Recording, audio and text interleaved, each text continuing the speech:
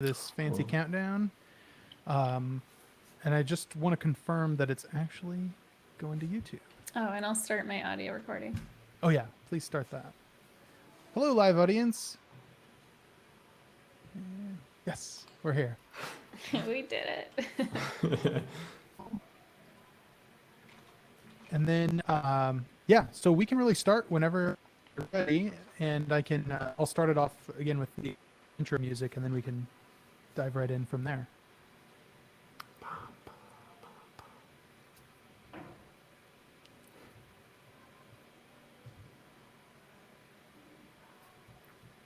Okay. All right, let me go ahead and start it then.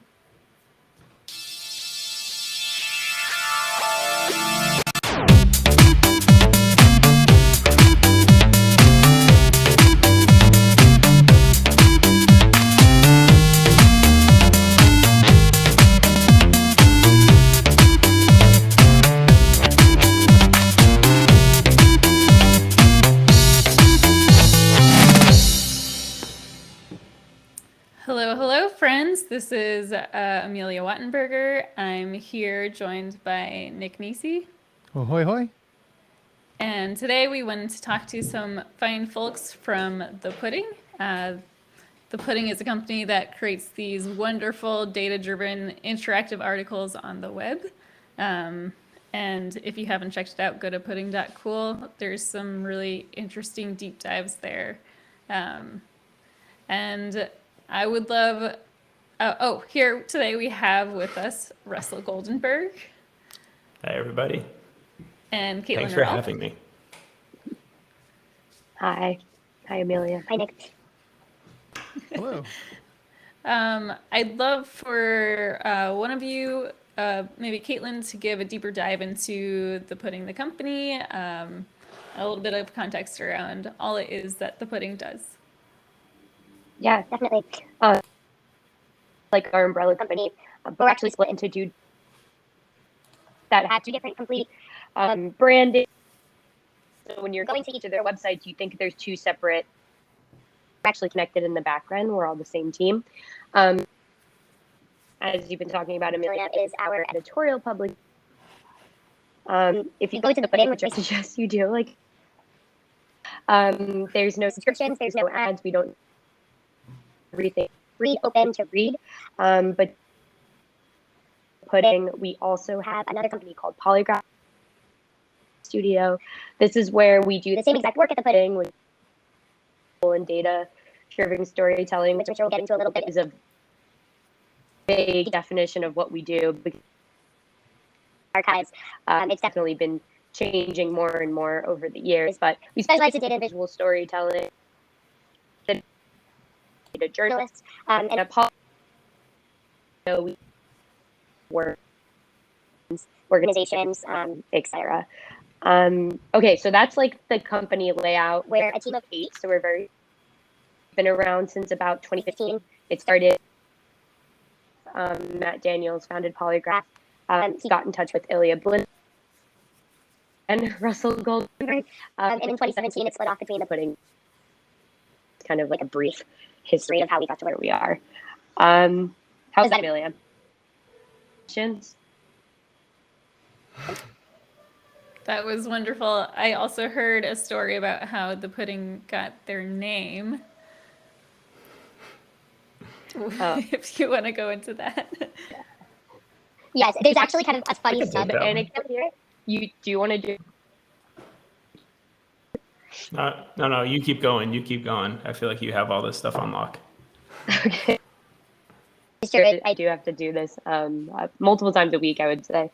The funny sub anecdote is that I had the team all the way back in 2017 as an intern. An entire as an intern, didn't know how. I always thought it was like polygraph, like a lie detector, and The Pudding, I had no clue. The Pudding is the proof. Polygraph, Nice. Multiple graph instead of just a lie. That's the background between poly. Is there anything else, Russell? I know you guys debated for a while what to. I want to say we actually wanted to call us like the proof, and in our research, I think we found that was taken, and I feel like someone suggested to us the proof is in the pudding, and we're like, haha, the pudding, and then it stuck, and that's my memory of it. I also just love the TLD that you're on, pudding.cool and polygraph.cool. Just so cool. We try hard. Yeah, I don't think I know any other sites that are on a .cool TLD, which makes it extra cool. I'd love to get into the process of actually making one of these stories. I know they're quite intensive, and each one kind of like has its own data. You need to do research behind it, and like technically they're very impressive. I'd love to talk through maybe your process, Russell or Caitlyn, and then also how that is different across the team, because I know people use different stacks. Yeah, I'll start here, and then I know Caitlyn, you haven't created a story for a little bit, but you definitely have in the past. So I want to hear your thoughts too. I think the most interesting thing to me is that every story has a different process, and that's a great thing in the sense that we kind of get to tell the story in the best possible way that's right for that story. And it's the downside though is that you sometimes have to start from scratch every time. So we don't have a ton in the ways of like a streamlined process. So it kind of comes with both sides of the coin. So I'd say from like in terms of like a story's life cycle, most of the time it starts with us. Well, definitely starting with a question. We usually have a bunch of brainstorming phases where we just kick around ideas and some things stick, and then someone starts looking into it. It's a very, I don't know, it's an organic process. We haven't really come up with this very, I guess, rigid structure to kind of keep things evolving. I'd say more often than not, we end up having to do a lot of work in actually figuring out and compiling our own data sources. I think it's very rare. It's exceedingly rare where like the data is just sitting there ready for us to pull down and start visualizing. I don't even remember the last time that was the case for myself. Even in like seemingly obvious ones like sports stories, those ones are usually pretty straightforward because there's tons of data out there already.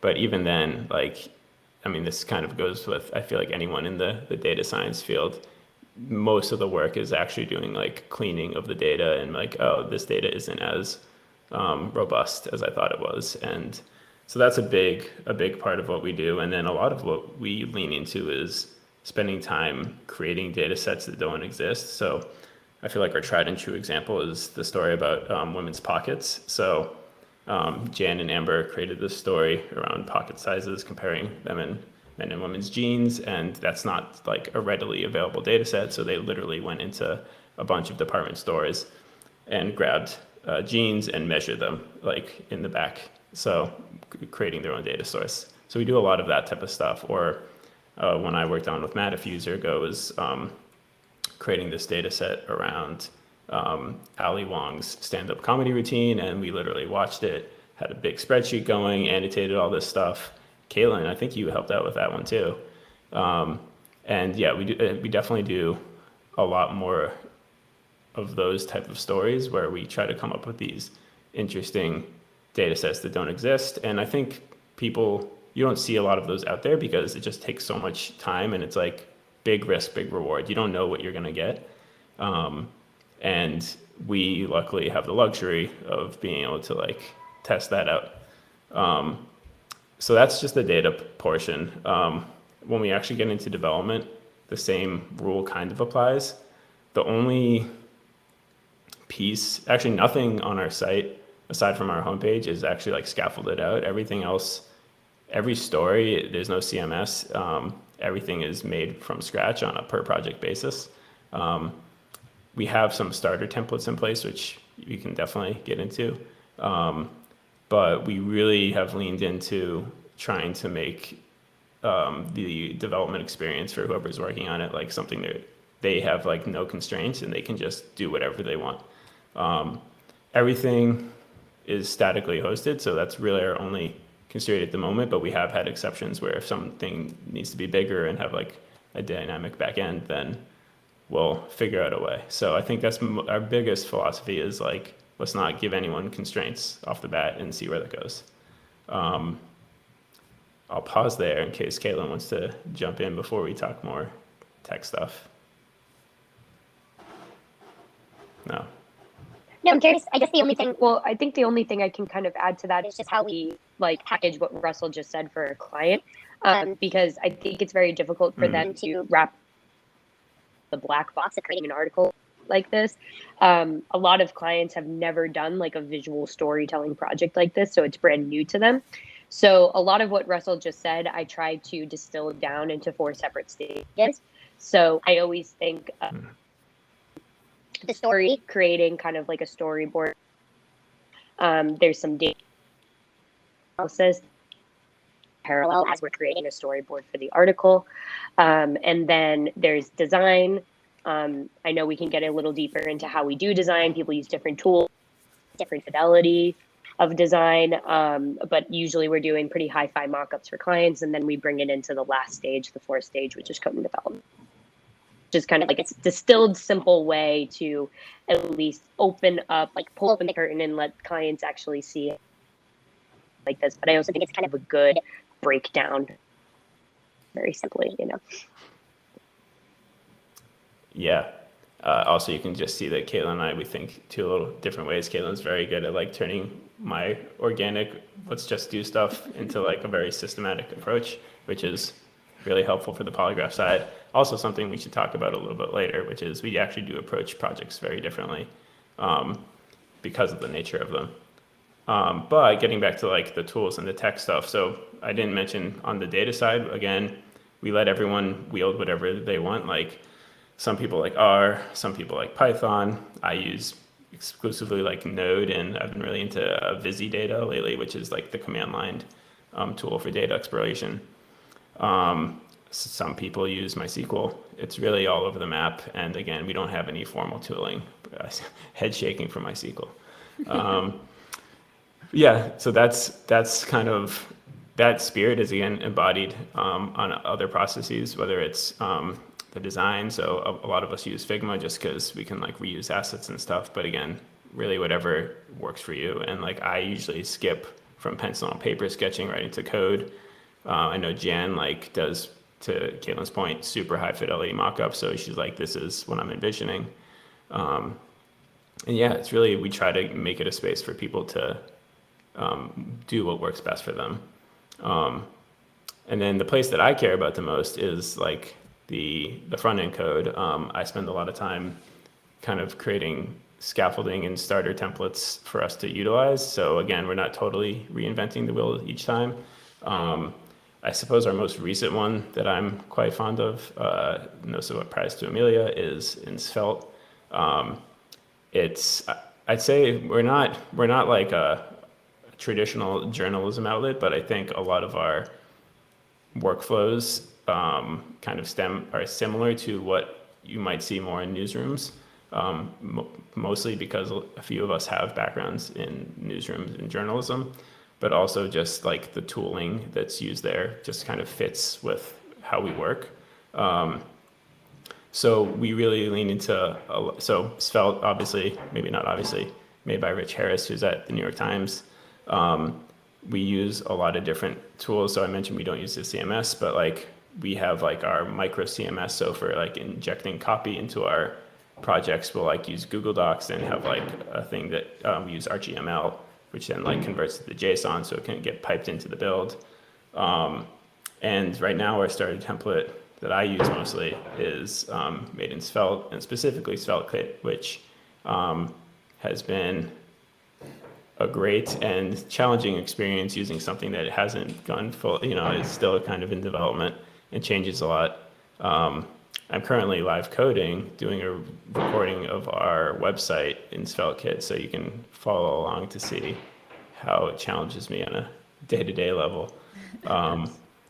But yeah, we're really into, I think I've converted a few people on the team to be into Svelte. It just makes so much sense for the type of work we do. I've been finding it really great for dealing with data visualization specifically, and just it's really nice when we have a lot of different levels of, I guess, engineering on our team, and it's the only framework that I've found that actually works across all levels, because it's like a really easy learning curve to just like get started. So yeah, right. We have go I ahead. really haven't used Svelte before, but it's something that's definitely on my radar, and it does really seem like, from my understanding of all of this, it really does seem like a perfect fit for this, because the way that I imagine using Svelte is like when I really want like granular control of a page or specific pieces of a page, and it just seems like it really gets out of your way and lets you focus on that. Absolutely. Amelia, I know you have a lot of experience with Svelte as well. Yeah, one of my favorite things, I was at Pudding / the Polygraph last year. I worked very closely with Caitlyn on the agency side, and one of my favorite things about the whole team, there's about 8 people at the Pudding, is that everyone has their own workflow, which Russell was talking about a little bit, where you really do want to get the right balance of starting from scratch so that you can be creative and like think through different article formats and not just have like this template that you go through, and also like being able to work quickly, so like you're not doing every single thing from scratch every time. And I know when I joined, Russell was still kind of evangelizing Svelte to the rest of the team. I know this whole starter kit with kind of more of like a vanilla JS and Gulp, I think, workflow. And Russell and I really got into like using Svelte for these articles, because it really feels like the lightest weight JavaScript framework, at least that I've used, where you're really just writing HTML and CSS, and then you have like a script tag where you're writing JavaScript. And there's a few like what are they called? Framework specific syntaxes, like to do a for loop, you have to have the curly braces, and you say hash each, and then you loop over some array. But other than that, it's like really basic HTML, CSS, and JavaScript, and you can get a little bit fancier if you want to, but you don't have to, which is just a really good fit for this kind of article. Yeah, it's opt-in, right? Like you can choose how much you want to svelte it up, or if you want to really just run it mostly vanilla, you can too. And I think it's one of those things where the more you see, like, I think there's like I'm still having them. There's lots of like little light bulbs that go off. You're like, I don't really understand why I would use this. And then you see it being done in a way that makes sense. You're like, oh, this just like changed how I can approach this. And then kind of, again, on the starter template front, we have a lot, and this is something that Amelia started doing when she was with us, which was we had a lot of like, and specifically in Svelte, like preset components or stores or things that we're like, okay, we've used it more than once. Let's turn this into something that we can just like take and use out of the box. And this is something I've been wrestling with a lot now, is I feel like I never want to use libraries anymore, because I'd rather just have a component that's right there that I can just go in and customize, because I feel like it's more often than not that I want to change something core to how it functions. Like a good example is we have an accessible button set component, and I was like, this could easily be a library, but then I'm like, if I want to change just one little thing about it, it could be easy depending how it's written, but it also could just be something that you have to write this hack for, like, oh, I want to override the styling for this specific thing, and that seems annoying, rather than just jumping into the component and mucking with it that way. So that's something I've just been embracing more, is like creating these more reusable bits that are kind of part of the Svelte starter template that we can wield. And I know there's a few different places that are doing these things, like with recipes and whatnot. But that's something I've really enjoyed with Svelte. And also because it's obviously going to build it at runtime, you don't have to worry about it being included by default unless you use it. So anyways, that's just like another observation.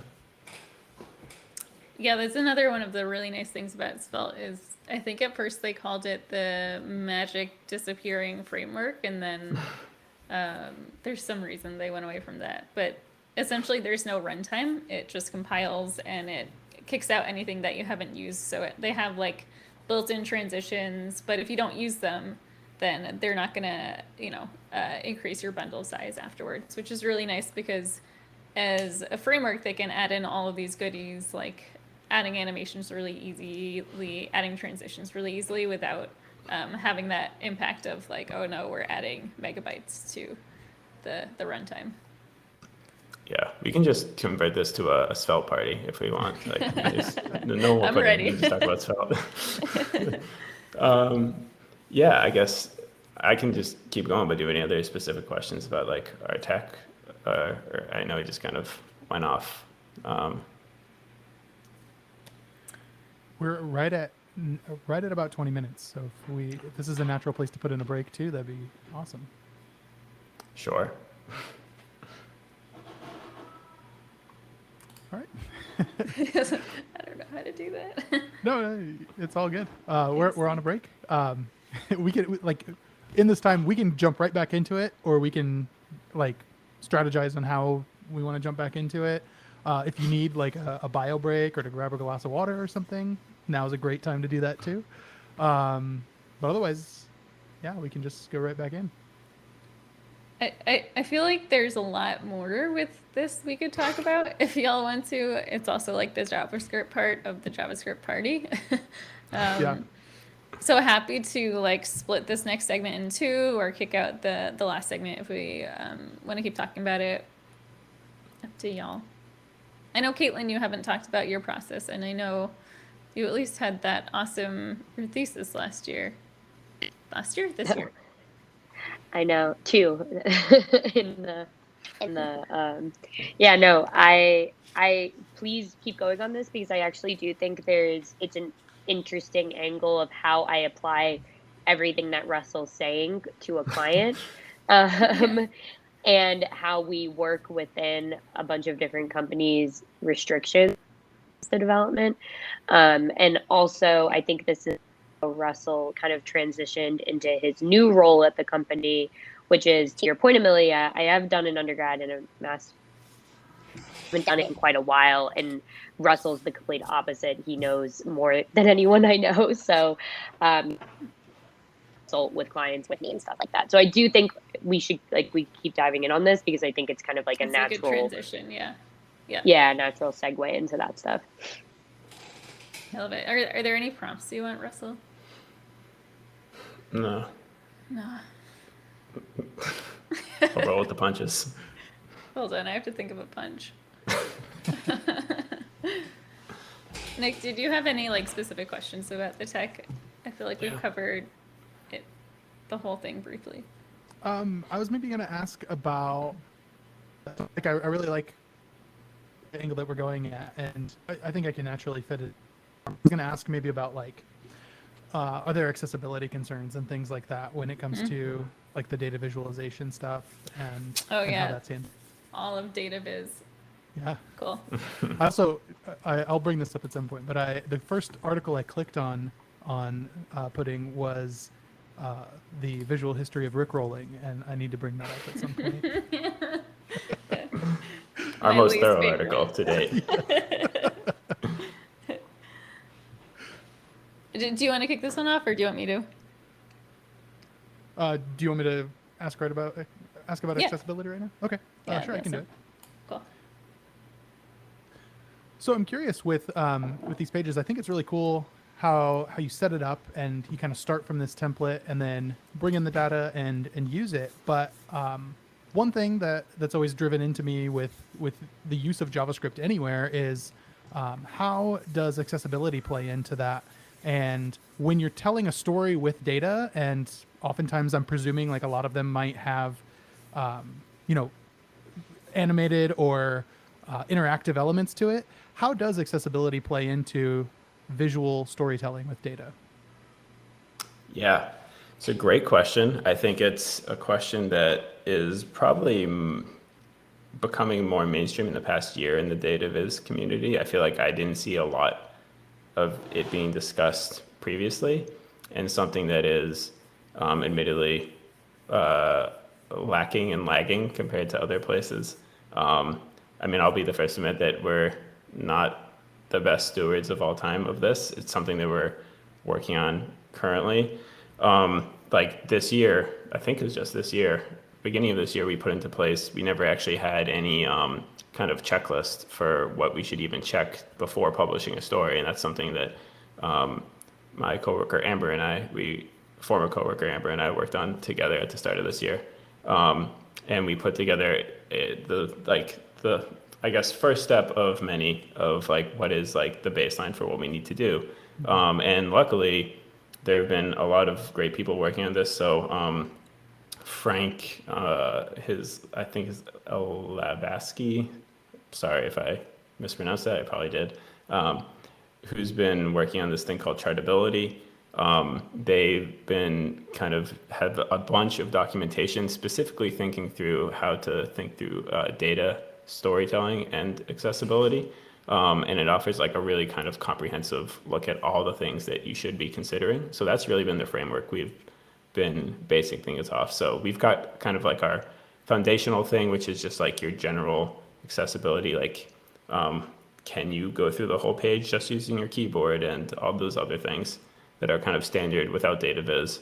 And then there's kind of like different rungs of approaching it from a data viz perspective. I think the first is just like, I want to say the easiest low hanging fruit is having good copy and language and proper semantic markup around things. So if you have a chart, like you should be able to understand what the chart is about and like the main takeaways, right, from reading the title and the description, or if there is accompanying text. A lot of it is in using kind of having good summaries about what's in it, especially if it's like a complicated chart that you can't, put like actual interactive accessibility stuff with. Like having really good copy that helps also explain what is going on with this crazy chart. I think that's a good starting point.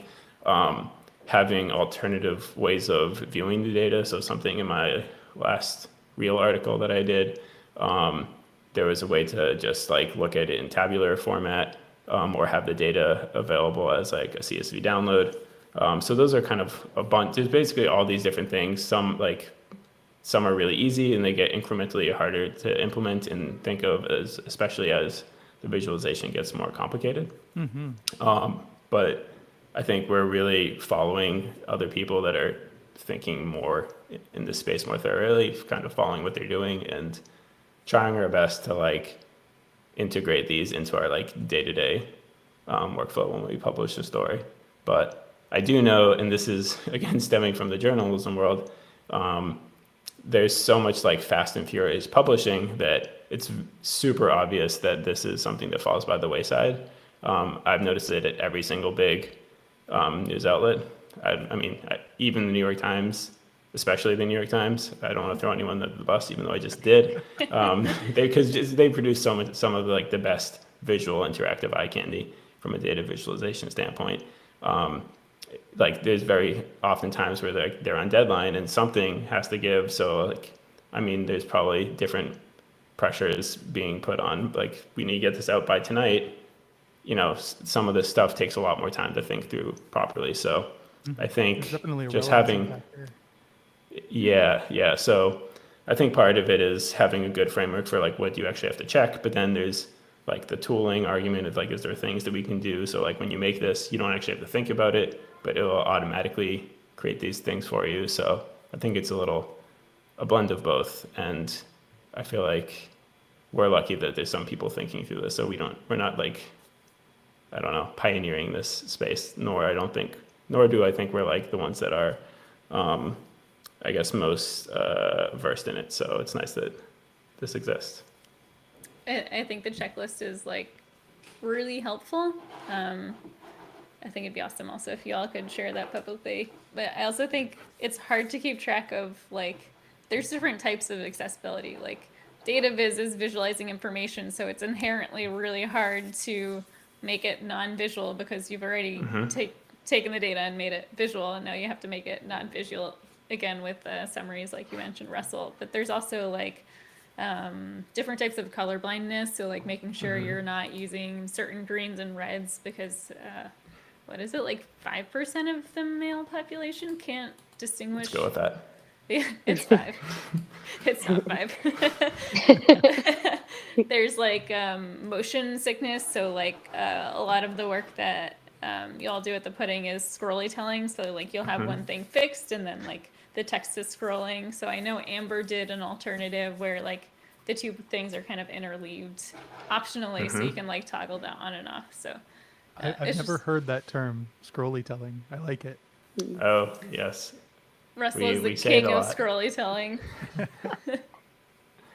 I have written one library for it, but yes, it's a very, again, I think that's maybe, I'm surprised, that surprises me that you haven't heard it. I feel like that must be a very journalism-centric term for, those stories that Amelia was just describing. Yeah.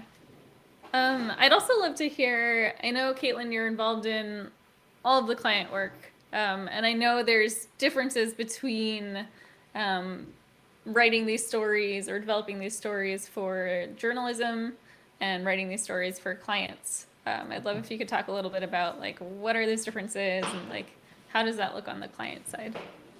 Yeah, definitely.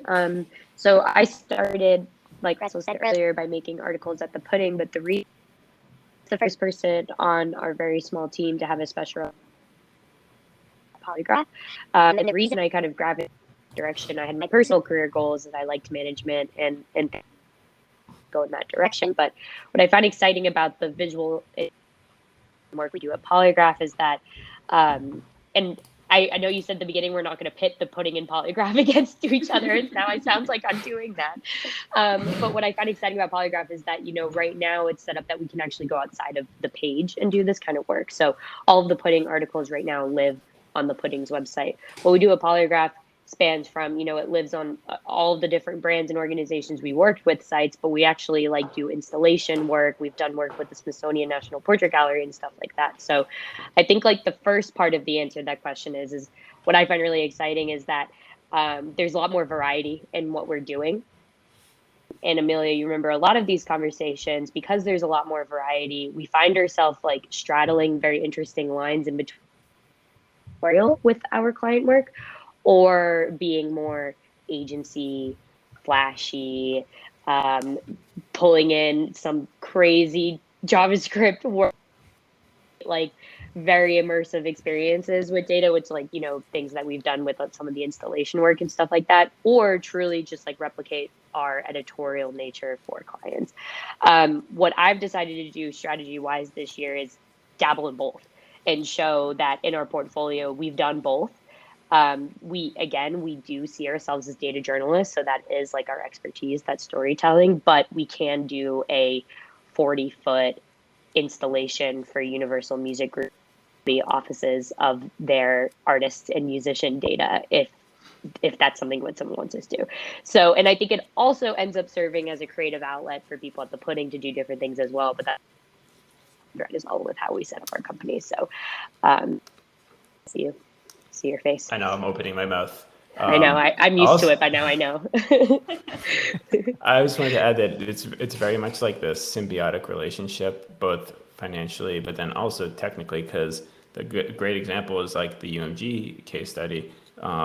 We created this, again, a big lobby visualization, and it wielded a bunch of WebGL stuff that we hadn't done before because we weren't forced to use it. So no one on our team had a background in it, but it was we needed to use this because this is the only thing that's fit for this environment. So we got to do it, learn some stuff, and we're able to kind of integrate that back onto the other side. So sometimes it's nice when you have constraints, and definitely with client projects, you have a lot of constraints. And so it kind of forces you to push up against those constraints and get comfortable. So I think it's forced learning in a lot of ways for us, which is nice. Yeah, that's really cool. That's such a unique thing about this too, and this storytelling and being able to kind of break out of the constraints of the browser almost with all of that, and definitely breaking out of the constraints of making this CRUD app that has some basic state management and navigation, and doing something just much more fun. And actually, the National Portrait Gallery, now that you mentioned, that was like maybe the best example of this. We actually had to render a video. And none of us, I mean, some of us have used some video software, but I was like, why make a video when I can create a JavaScript library that basically creates a 60 frame per second animation of like with D3 and exports each frame and then stitches the video together. So that's what we did. And I'm not sure if I'd do it again, but it was really interesting challenge because we're like, we have to make a video, which is not something we'd normally think about doing from a data web perspective. So that was really fun. Nice. Yep. That was my favorite thing about the client work is like, I know y'all are super picky about like what stories you do both on the journalism side and on the client side. And I felt like working on the journalism side, it was too open-ended. I was like, I'd have to really believe in what I was writing about. Whereas on the client side, it was kind of like, okay, we have some pretty severe constraints and like they'll force us in a certain direction, which I thought was really nice. Yeah. And there's also, oh, go ahead, Russell. Oh, I think it's just interesting too, because this kind of goes more into our company structure and stuff like that. So I don't want to say too much about it, but also the differences of how people like to work too in these type of things. And I think you just really hit on that, Amelia, because I think everyone's like, oh, you want to work at the pudding because you could do anything you literally want, which is pretty much true to an extent. Again, though, the reason why I gravitated more working with clients and stuff like that is there was constraints, even on your like mental state. Like I think putting articles, you could be thinking about it on a Saturday afternoon, but if I'm done picking a client on Friday, I can like kind of put it away. And I personally just prefer kind of some of that boxing a little bit when it comes to workflow, the work itself, and just like the experience on the projects and stuff like that. There's just a little bit more separation, but because we do both often, people get a little bit of each. So Yeah, and let's be real, timelines, like if you're like, we need to tell the client in 2 weeks what this is going to be and what it's going to look like, that really puts your feet to the fire in a great way. You have to make decisions. So that is nice. Yeah, and it's also nice to have the like reliable thread throughout the entire theme of like data. We're visualizing data, we're finding data, we're making it understandable for humans. So there are people who go back and forth between the journalism articles and the client articles, and you can kind of like pick and choose, like, do I want those constraints or do I have something that I really believe in and I want to like pursue to completion? I want to get a little bit wacky, but it's always going to be in the browser.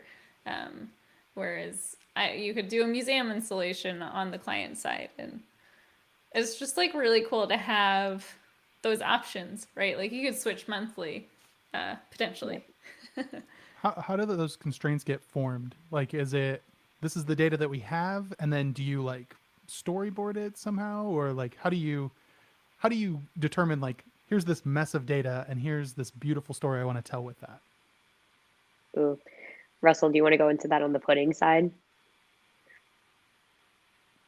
I think the pudding side, it's rare that just have a bunch of data that we weren't already knowing what we wanted to look for. So I feel like this is much more common actually on the client side. And I feel like this is an exercise that we do often, right? Which is, here's the data. Can you tell us what we should make? And I think that's where we really lean into everyone approaches this differently. So like I might sit down and be like, okay, well, I'm actually just going to like scan through this data sheet you sent me and actually just really think about this topic more. But someone else might be like, I need to know the summary of this. I need to know the mean of the data. I need to know what it looks like, the shape of it. So I think everyone has a little bit of a different approach. I think we often will do some very preliminary stuff. And then I think early on, we try to we call it like story timing. We just try to talk about it. And I think we've found that like just bouncing things off of each other really gets us thinking about it in creative ways more quickly. I don't know, Caitlyn, do you have any specific examples? on the client end. Well, actually, I'll talk for a second on the pudding end too. I'm at a university later, so I feel like I'm prepped for this, but for this question. But we always do start with a question where we find, and I think Russell somewhat mentioned this, like it's very rare that we find just like a giant data set online and then we go in and mine the data and we think of the question. We're always like going in with the tech. And I think the way I think about that still feels a little bit amorphous. The way I think about it is that if I'm at a bar in New York with my friends on a Saturday night and I brought up this topic, could we actually have like some kind of debate and conversation about it and talk about it for a little while? And I think with that lens, that kind of like bar talk pudding articles, I think often think about the Women's Pockets article. I could sit and talk with my friends for ages about how dresses don't have pockets and things like that. So that is usually kind of idea in part 0. And then it manifests itself in something called story time. Literally, I say this, my mom's like, you have story time. And I'm like, yes, it's a long story, but literally that's what it is. Like we sit and we bring, a lot of us will be like, I have the worst idea in the world. Let's just talk about it. And we talk about it and stuff like that and see if we can like spark that kind of conversation. So that's just a little bit more color on. And on the polygraph end, we have clients coming into us at every step of the process. You know, Russell and I are kicking off a project that the clients have data. They're actually data scientists and the insights done. It's in a Google Doc. A narrative outline is already done, linked to the different data sets that match that parts of the narrative outline. They even have some visual inspiration ready to go. So they're really giving us a head start here. So we know we're going to make, now we just sprinkle in our like data storytelling prowess and make it come to life on the page. Or we have clients come to us literally just being like, we saw your work, we love your work, we have zero clue what we want to do with you, but we want to do something with you.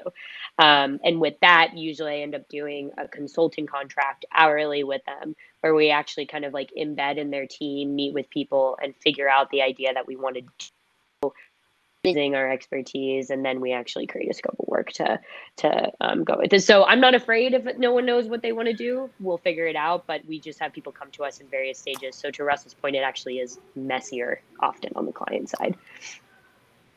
And I just wanted to add, and then you can jump in that like I think practically speaking, a lot of what we do is getting a sense of the shape of the data. Okay, is it like temporal stuff? Like how many different keys and stuff are we talking about?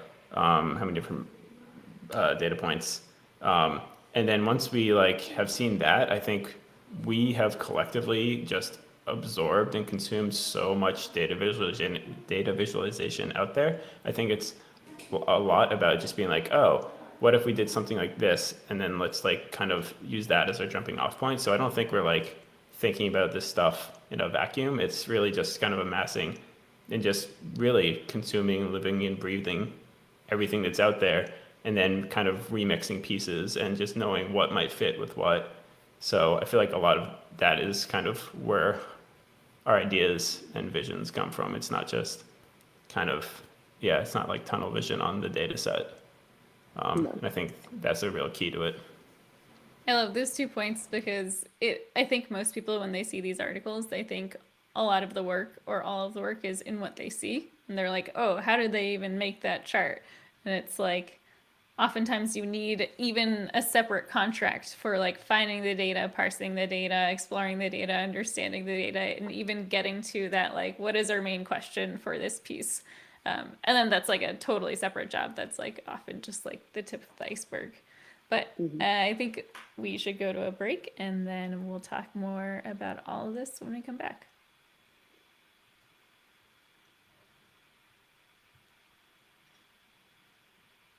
Well, this is fun. I'm enjoying it. Truly is a party. The name is coming true.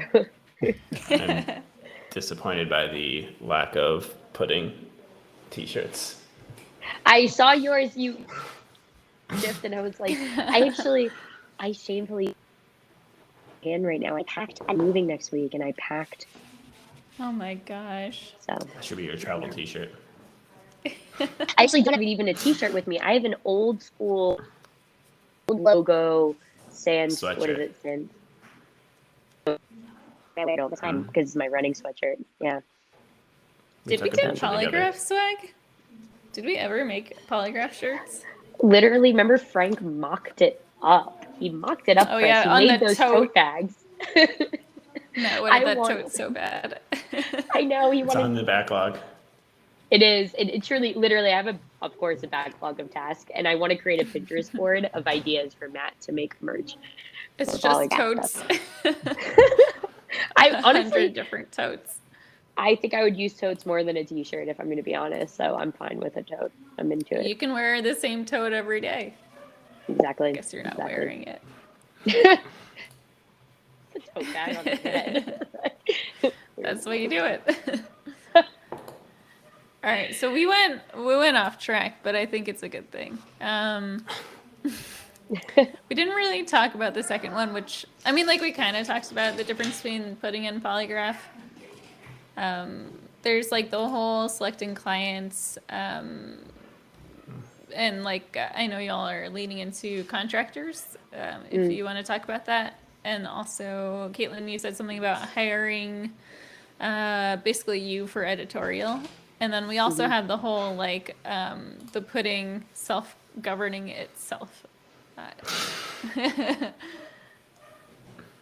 I actually was going to mention the contractor stuff, Russell, when you were talking about like using WebGL and expanding skills, because actually we've seen that a lot at Polygraph by bringing in people who are like specialized in different stuff.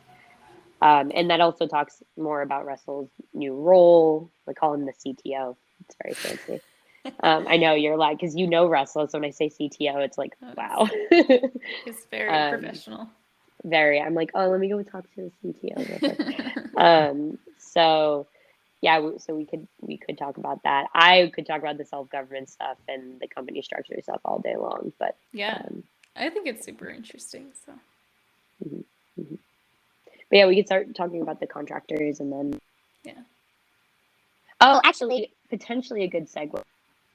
The contractors, we can talk about Russell's new role and how is an act of self-government. So there you go. That's Yeah, that's good. Told everyone that I'm doing it, and then I did it. He bought a No, top it's happening. hat. Yeah. Before I took my role, it's very similar to what Russell just said. We called it the top hat role. That's what it was called. What? I didn't know that. Yeah. Matt used to draw a top hat on a whiteboard and be like, we need a top hat person. That's cute.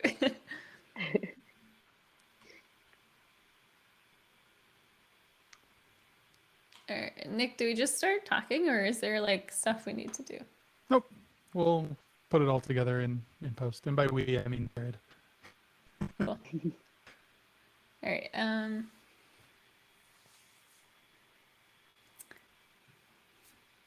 All right. So I heard that you all, at least on the editorial side, are leaning a little bit more into a contractor network instead of doing everything with the people who are on the team.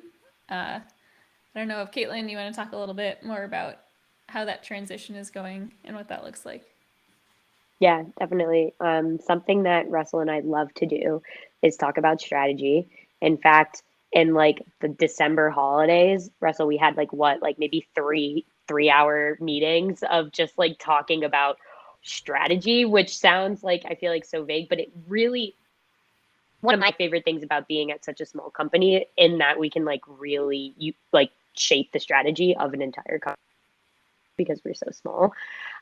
So because we have these kind of two entities, we could kind of decide like, oh, we want Polygraph to grow in parallel with the pudding, or we want the pudding to grow much more than Polygraph, but then Polygraph financially supports the pudding. So there's like a lot of interesting nuggets there.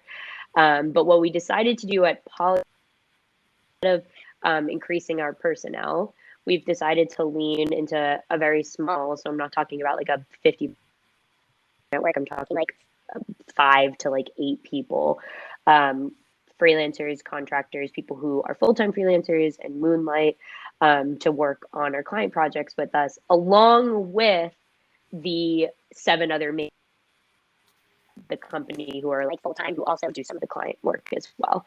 So oftentimes, we'll have one of the full-time employees working on the project, and then we'll bring in maybe a contractor support for any of those stages I talked about earlier: dev, design, data, story, and Russell has finally pushed me in this direction, and bringing in a PM contractor as well for some projects, because I would default kind of PM all the projects, which has been really exciting, because I think from like a development standpoint and like just a capability standpoint, people are experts in different things.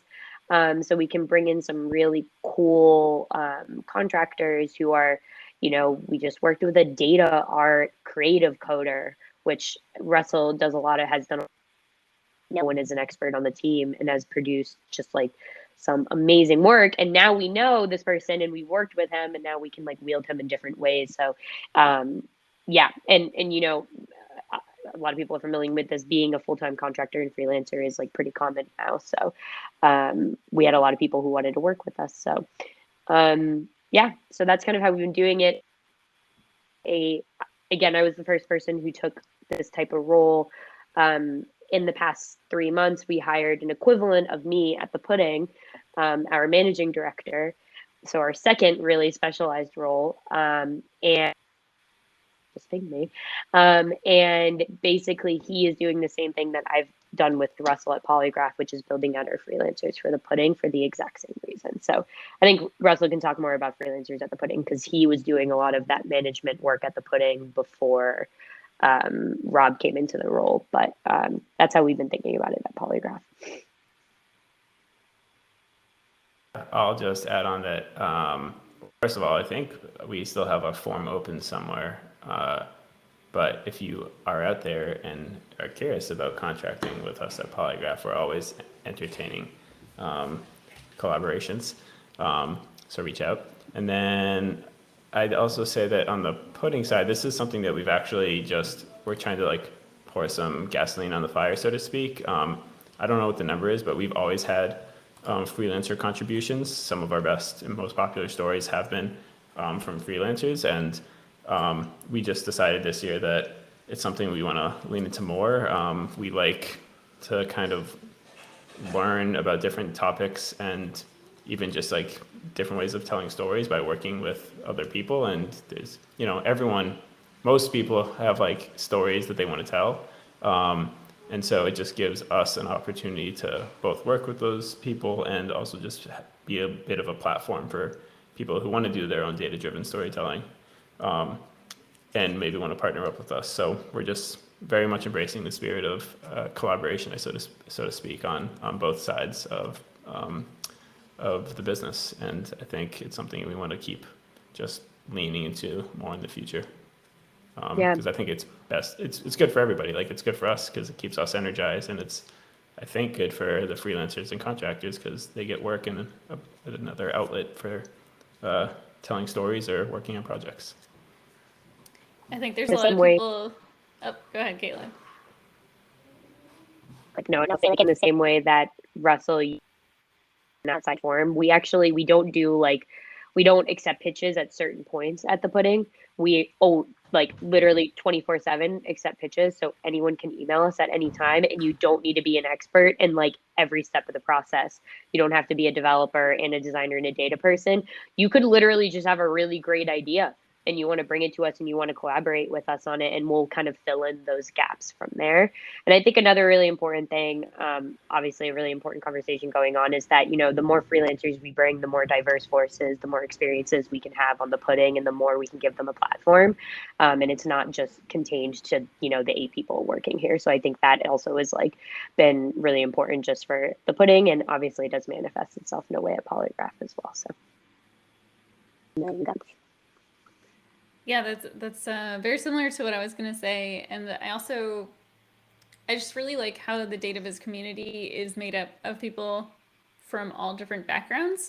Basically, no one has the same backstory of how they got into visualizing data. So I think it's really great for people who want to try out, like, I want to make this data viz story, but I don't necessarily have all of the skills, or I just kind of want to see like what it's like, what goes into making one of these stories. So I think that's also a really great opportunity for people who are curious or adjacent to this space.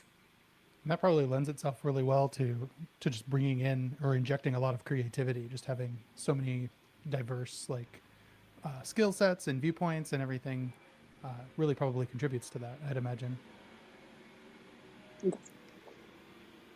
I've also heard that, Russell, your role is changing a little bit in tandem with these changes. A lot of things.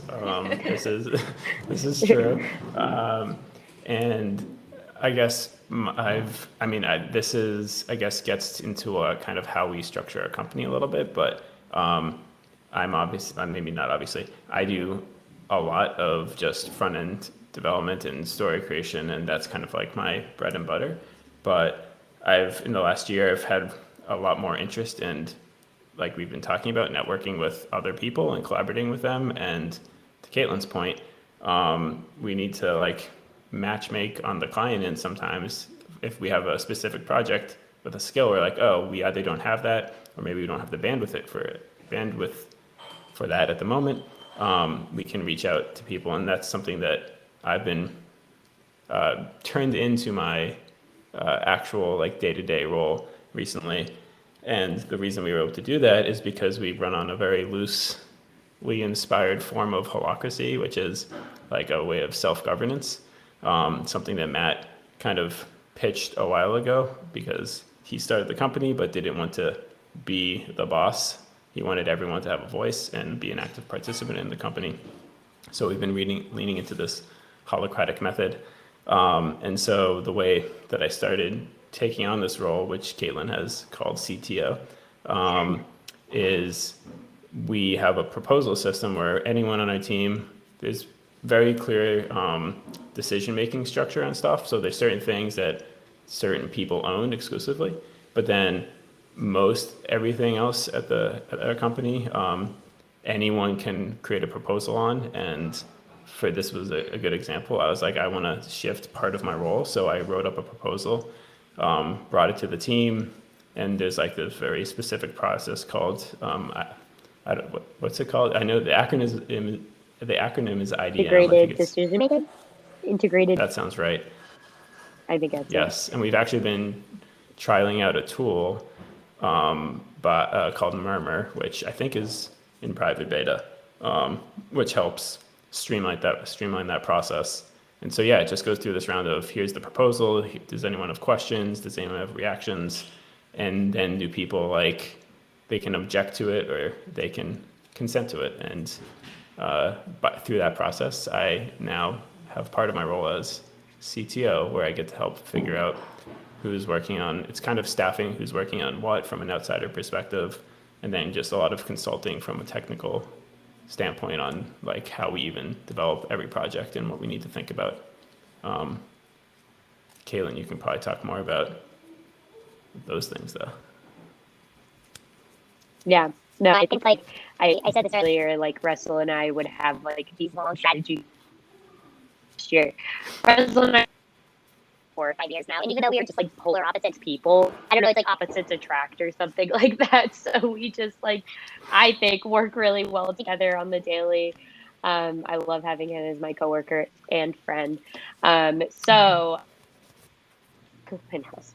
I was really excited that we could actually formalize this, because when you're at such a small company, I feel like a lot of cracks and they're just kind of happening and no one has written them down or documented that they're actually happening. Brought in Rob, I said this earlier, but when we brought in Rob, the manager, who's absolutely fantastic, a lot of Rob is the editor at the Pudding. A lot of his kind of editorial management kind of got freed up there. And he can look, because he has this lens, he can look at people's portfolios and see things that I don't see. And I think from my perspective, I was doing all of this alone. And I think I got I can do all of this. It's fine. I'm good. I don't need any help.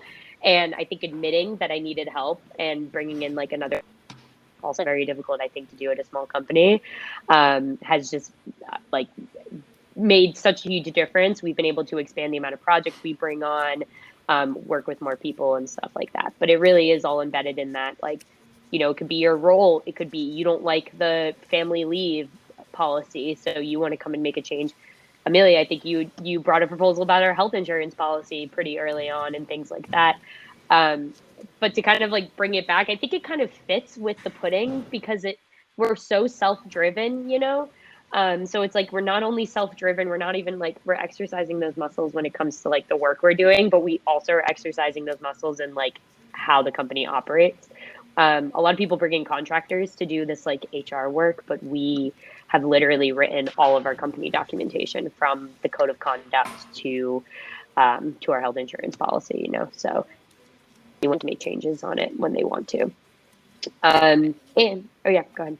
That was a good place. I was going to say, there's definitely, it's really great to have that control over the place that you work, but there's definitely a bit of a learning curve where I think it was like the first week I was there, I was like, can I have this external health insurance to the ones that are offered? And everyone's just like, sure, you just have to like write the policy. I'm like, oh man, I don't know how to do this. I guess I'll figure it out. And like literally anytime I'd ask a question, it's just like, yeah, whatever you want it to be, as long as, you know, you don't tank the company, which I think is really great once you get used to it. But getting used to that coming from larger companies is definitely a little bit of a mind shift. It also is just interesting because I feel like you sometimes get a vibe of like, this person really doesn't want this to happen, but they can't think of a to try. Yeah. So the whole point of it is like, so you kind of have that vibe. You're like, oh God, I know they're not happy with this, but we're going to do it.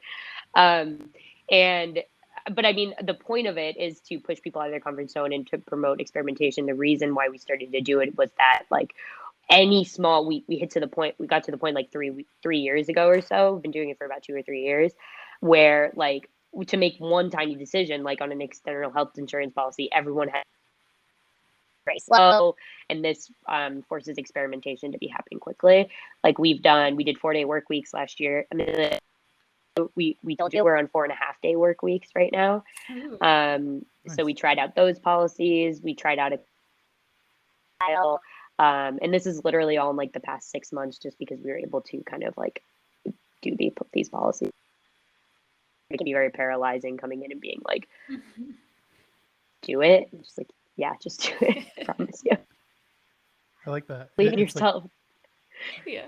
It's like experimentation is just written into the DNA of the company. It's cool. Mm-hmm. Yep. Exactly. And it's great for a lot of things, especially again if you care about the company.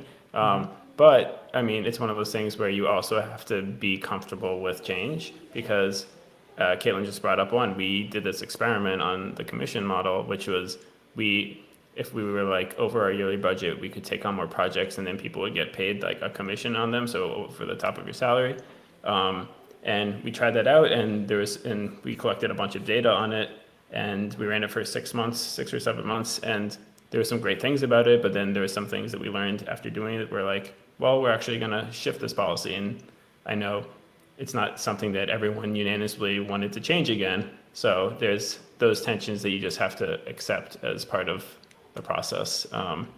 And kind of like everything, there's good and bad to it, but it just comes with the territory. But even from there, even like in that specific situation, you know, we just had a conversation with our coworker. It was like an hour, and we just like were very transparent with each other and just talked about like where we were coming from. We literally called them tensions, like and stuff like that, and worked through it. So I think it, although you can kind of get those vibes, I think it just like adds a level of candor to kind of like how you work and stuff like that, because you get just very, very, very clear with everyone about what you like and what you don't. Well, I could talk about holacracy all day. I think it's a super interesting topic, and I don't think there are many other companies that are operating this way, but I think we're up on time. So it's been so much fun having both of you, Russell and Caitlyn, on for our chat today, and also thanks for joining us, Nick, as well. Thank you. Thank you, guys.